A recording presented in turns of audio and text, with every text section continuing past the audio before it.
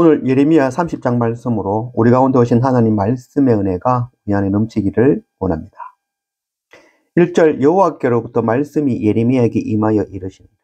이스라엘의 하나님 여호와께서 이와 같이 말씀하여 이르시기를 내가 네게 일러준 모든 말을 책에 기록하라. 여호와의 말씀이니라. 보라 내가 내 백성 이스라엘과 유다의 포로를 돌아가게 할 날이 오리니 내가 그들을 그 조상에게 준 땅으로 돌아오게 할 것이니 그들이 그 땅을 차지하리라. 여호와께서 말씀하시니라. 이 예레미야서 가운데에 오늘 30장 말씀과 31장 말씀은 이 위로의 책이다라고 말씀하죠. 그래서 예레미야 이 계속해서 주시는 말씀은 심판, 회개하라. 그것을 계속해 주시는데 오늘 이 30장과 31장 말씀은 다시 회복을, 다시 구원을, 다시 예루살렘으로 회복되어질 것을 전해주는 그런 말씀이라 하겠죠. 그리고 오늘 2절 말씀에 보면은 내가 네게 일러준 모든 말을 책에 기록하라 라고 말씀하고 있죠. 기록하라 라는 그 의미는 하나님께서 반드시 이루시겠다는 그 확증을 나타내는 그런 말씀인 것이죠. 우리가 읽고 있는 이 성경 말씀은 바로 하나님께서 확정해 주신 말씀, 반드시 이루시는 하나님의 말씀이신 것이죠. 예레미야 36장 32절 이에 예레미야가 다른 두루마리를 가져다가 네리야의 아들 서기관 바룩에게 주매 그가 유다의 여호야김 왕이 불사른 책의 모든 말을 예레미야가 전하는 대로 기록하고 그 외에도 그 같은 말을 더 많이 더 하였더라. 이 예레미야서는 예레미야가 기록한 것이 아니라 이 서기관 바룩이 기록하였죠. 예레미야가 뭐 글을 쓸 줄 몰라서 그런 것이 아니라 대필함을 통해서 법적인 그런 공식 문서로 만드는 것이죠. 그래서 개인적인 생각이 아니라는 거죠. 하나님의 말씀이라는 것이죠. 그 성경 대부분이 이렇게 대필로 이루어지죠. 뭐 사도 바울의 그런 많은 편집글들, 또 요한계시록도 다 대필로 이루어지죠. 그만큼 이게 공정하였다라는 것이죠. 특별히 이 편집글들은 더 대필을 하죠. 대필을 해서 뭐 두 장씩, 세 장씩, 네 장씩 이렇게 똑같은 것을 대필해서 그것을 서로 다 공정을 받죠. 하나를 공정해서 갖고 있고 또 하나는 보내고 또 하나는 본인이 갖고 있고 뭐 이렇게 공정을 하죠. 제가 살고 있는 이 튀르키예도 또 중동에도 이 문서를 공정하는 곳이 곳곳에 있습니다. 그래서 모든 문서를 공정하는 회사, 그런 사무실들이 있는 것이죠. 이 문서의 효력을 발생하기 위함이죠. 우리가 읽고 있는 이 하나님의 말씀은 반드시 이루신 말씀이며 또한 이루어질 하나님의 말씀인 것입니다. 11절 이는 여호와의 말씀이라 내가 너와 함께 있어 너를 구원할 것이라 너를 흩었던 그 모든 이방을 내가 멸망시키리라. 그럴지라도 너만은 멸망시키지 아니하리라. 그러나 내가 법에 따라 너를 징계할 것이요 결코 무죄한 자로만 여기지는 아니하리라. 내가 반드시 너를 구원할 것이다. 근데 법에 따라서 하겠다는 것이죠. 징계를 통해서 하겠다는 것이죠. 결코 그냥 너는 무죄한 자다라고 여기지 않겠다는 것이죠. 이 추수를 하죠. 추수를 할 때는 알곡과 쭉정이도 함께 탈곡기에 돌려야 되죠. 그 탈곡을 통하여서만 쭉정이와 알곡이 구별되어지죠. 그래서 탈곡기를 통과하지 않고는 알곡을 결코 구해낼 수 없죠. 고난과 시험과 심판을 통과하지 않고는 알곡이 구별되어지지 않으면 구원은 있을 수 없는 것이죠. 만일 고난과 시험을 통과하지 않고 구원이 있다라고 이야기한다는 것은 이단이요 속이는 거짓말인 것이죠.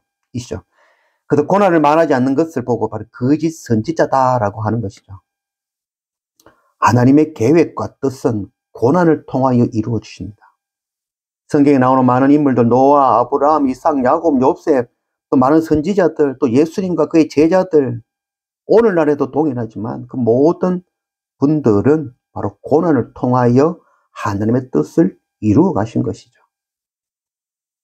십자가를 지지 않고는 결코 하나님의 뜻을 이룰 수는 없습니다. 12절 여호와께서 이와 같이 말씀하시느니라 네 상처는 고칠 수 없고 네 부상은 중하도다. 네 송사를 처리할 재판관이 없고 네 상처에는 약도 없고 처방도 없도다. 너를 사랑하던 자가 다 너를 잊고 찾지 아니하니 이는 네 악행이 많고 네 죄가 많기 때문에 나는 네 원수가 당할 고난을 네가 받게 하며 잔인한 징계를 내렸도다. 여호와의 말씀이니라. 그들이 쫓겨난 자라 하며 시온을 찾는 자가 없은즉 내가 너의 상처로부터 새 살이 돋아나게 하여 너를 고쳐주리라. 병을 치료하는 방법은 자기 스스로 할 수 없다는 걸 알고 병원에 가서 의사에게 보이는 것이 병을 치료하는 방법이죠. 의사도 동일하죠. 의사도 의사지만 자기 병을 치료하지는 못하죠. 자기도 병이 들면 결국 다른 의사에게, 병원에게 치료를 부탁해야 되는 것이죠. 병을 낫게 하는 방법은 내가 할 수 없다는 것을 알고 보이는 것이죠. 우리가 우리의 죄를 해결할 수 없다는 것을 알아야 되는 것이죠. 성경은 끊임없이 우리가 죄인이라는 것, 그 죄는 너희 스스로 결코 해결할 수 없다는 것, 십자가 예수 그리스도 어린 양이 아니면은 해결함을 받을 수 없다는 것을 끊임없이 가르치는 것이 바로 하나님의 말씀 성경인 것이죠. 자기가 죄인이라는 걸 깨닫고 또 고침받을 수 없는 자임을 알고 십자가 앞에 엎드리는 것, 그때에 주님께서 내가 너의 상처로부터 새 살이 돋아나게 하여 너를 고쳐주리라 하시는 것이죠. 고쳐주시는 분은 바로 하나님이신 것이죠. 우리의 죄를 씻으시는 분은 바로 십자가 예수 그리스도 그 보혈의 은혜인 것이죠. 22절 너희는 내 백성이 되겠고 나는 너희들의 하나님이 되리라. 야, 이 22절 말씀, 이런 말씀은 이 말씀 하나면 우리는 다 끝이라고 할 수 있겠죠. 하나님께서 나의 하나님이 되어주신다는데요. 또 하나님께서 나를 하나님의 백성으로 삼아주시면 하나님이 자녀 삼아주시겠다고 말씀하시는 것이죠. 더 이상 무슨 말이 필요할까요? 우리는 이런 말씀 하나 붙들고 오늘을 살아가는 것이죠. 십자가의 길을 걸어갈 수 있는 것이죠. 23절 보라 여호와의 노염이 일어나 폭풍과 해오리 바람처럼 악인의 머리 위에서 해오리 칠 것이라. 여호와의 진노는 그의 마음에 뜻한 바를 행하여 이루기까지는 돌이키지 아니하는 너희가 끝날에 그것을 깨달으리라. 하나님께서 우리에게 원하시는 건 무엇일까요? 의를 행하고 선을 행하라는 것일까요? 그렇지 않죠. 의는 없나니 하나도 없죠. 사람은 결코 의로울 수 없고 선을 행할 수 없는 존재이죠. 왜냐하면 선하신 분은 오직 하나님 한 분밖에 없죠. 우리는 결코 의롭고 선할 수가 없죠. 하나님께서 우리에게 원하시는 것은 의로워라, 선해라는 것이 아니죠. 너희는 의를 행할 수 없고 선을 행할 수 없는 자라는 것. 철저한 죄인이라는 것. 네 힘, 네 방법으로는 결코 생명을 얻을 수 없다는 것. 그래서 돌이켜 하나님께로 나아오고 십자가 앞에 엎드리라는 것. 이게 바로 하나님께서 원하시는 것이죠. 그리고 네가 십자가 앞에 엎드림으로 구원을 얻었다면 동일하게 네 형제들에게도 그 형제들 손을 이끌고 주께로 십자가 앞으로 엎드리게 하라. 이게 바로 우리에게 주신 사명인 것이죠. 우리가 의인 욥이라고 하죠. 욥이 의로운 행위를 해서 그런 것이 아니죠. 사람은 결코 의를 행할 수가 없죠. 욥이 자기 죄를 깨닫고 하나님 앞에 돌이킴으로 하나님께서 의로운 욥이다라고 칭해 주시는 것이죠. 로마서에서 끊임없이 주시는 말씀이죠. 죄인임을 깨달으라. 네가 죄를 깨닫고 십자가 앞에 엎드리면 너를 의롭다 칭하리라.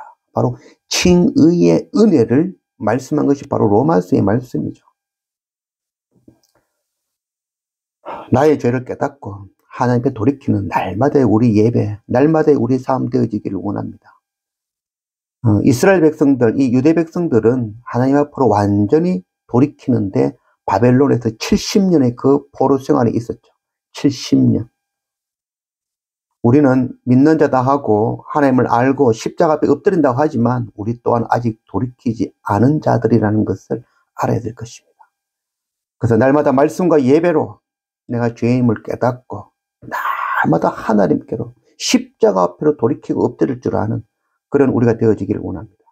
또한 우리가 십자가 앞에 엎드림을 통하여 칭의의 은혜를 누렸다면 우리 또한 우리 형제들에게 이 생명의 복음을 전하여 그들 또한 십자가 앞으로 인도할 줄 아는 그 선교 사명 감당해내는 그런 우리 모두가 되어지기를 원합니다.